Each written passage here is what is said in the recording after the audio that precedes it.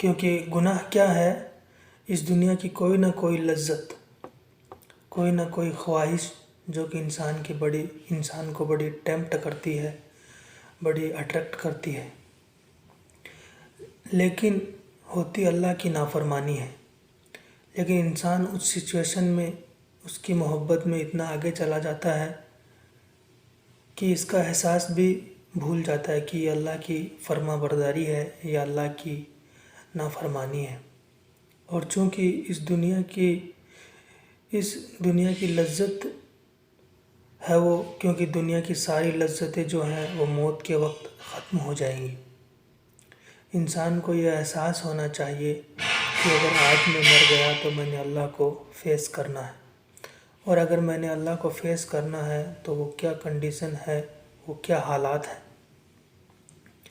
وہ کون سی ایسی زندگی ہے جو میں اللہ کے سامنے لے کے جاؤں، اور جب میں اللہ کے سامنے کھڑا ہوں تو اللہ سبحانہ تعالیٰ مجھ سے راضی ہو، اور اللہ سبحانہ تعالیٰ مجھے کامیاب لوگوں میں شامل کر دیں۔ تو میں یہ جو زندگی گزار رہا ہوں تو واقعی مجھے موت آئے گی تو میں میری یہ جو زندگی، میرے یہ جو اعمال اس قابل ہے ان کے ساتھ میں اللہ کا سامنا کر سکوں۔ کیونکہ انسان جب اللہ کی نافرمانی کرتا ہے تو ہمیں پتہ نہیں ہوتا کہ عین اس نافرمانی کے دوران ہی اگر موت آ جائے تو کیا کریں گے۔ کہیں پہ میوزیکل کنسرٹ چل رہا ہے اور کنسرٹ کے اندر زلزلہ آ جائے اور زلزلے کے اندر پوری بلڈنگ گر جائے تو کیا ہوگا؟ کیا آخری عمل اللہ کے سامنے لے کے جا رہے ہوں گے؟ کیا آخری عمل اللہ کے سامنے لے کے جا رہے ہوں گے؟ اور کئی تو ایسے گناہ ہیں جن کے بارے میں حدیث میں بڑے واضح آتا ہے کہ جب انسان ان گناہوں کو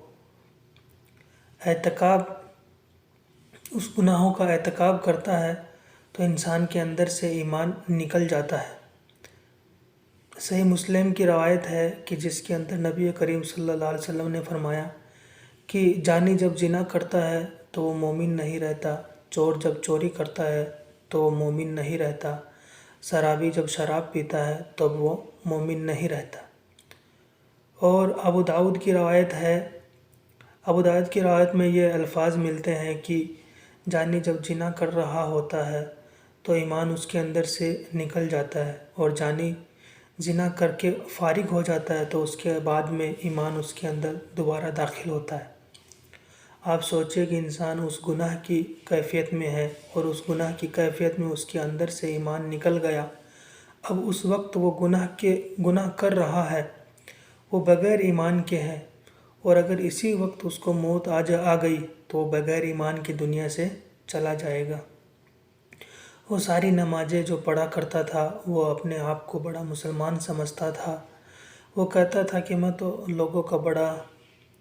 خیال رکھتا ہوں، اخلاق کا بڑا اچھا ہوں، بڑے بڑے نیک اعمال